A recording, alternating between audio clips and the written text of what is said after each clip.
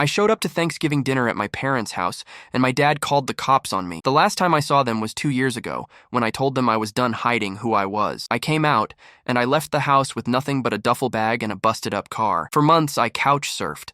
Some friends stuck around, others faded. But I made it. I got a job, moved cities, and built a new life. Still, every holiday hurt. I'd scroll past photos of big family dinners and pretend it didn't matter. But this year, I felt ready. I missed them. I missed home. I figured time might have softened things. So I called Mom. She didn't say much, just that dinner was at 5. That was it. No, we miss you. No, can't wait. Just the time. But I took it as a maybe. So I drove 4 hours back to the house I hadn't seen since I left. I even picked up a pie. I wore the sweater she always liked. I stood at the front door, took a deep breath, and rang the bell. I saw movement through the glass. Then Dad opened the door, didn't say a word, just stared at me like I was some stranger trying to sell something. "What are you doing here?"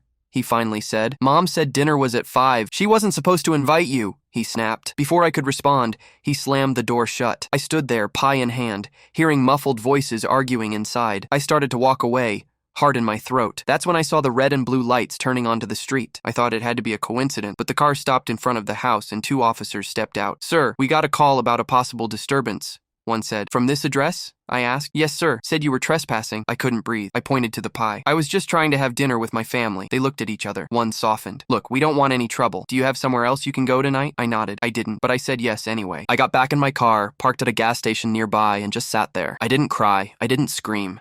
I just stared at that pie on the passenger seat. I didn't even like pumpkin. I texted Mom. I came. I was kind. He called the cops. I get it now. I won't come back. She never replied, and maybe that's the part that hurt the most. You grow up believing family's forever, until they prove to you it's not. I ended up staying at a motel that night. I couldn't afford it, but I couldn't sleep in my car again. Not after that. I turned off my phone, laid on the stiff mattress, and stared at the ceiling, wondering if I had made it all up. Maybe I was the problem.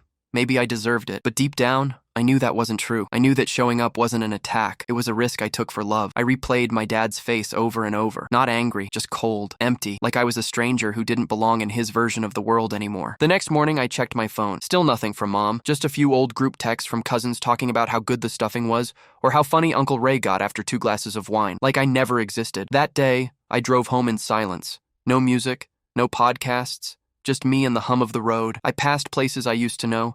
My high school, the grocery store I bagged at as a teen, the park where I had my first kiss. I realized I was saying goodbye to all of it. Not out of anger, but because you can only knock on a door so many times before you accept it won't open. That Thanksgiving, I didn't eat turkey. I didn't sit at a table surrounded by family. I sat alone in my tiny apartment, eating gas station snacks and watching old movies. But you know what? It wasn't the worst day, because it was real. It was honest, and it was mine. Maybe that's what healing looks like sometimes. Not a big reunion, but choosing yourself when others won't.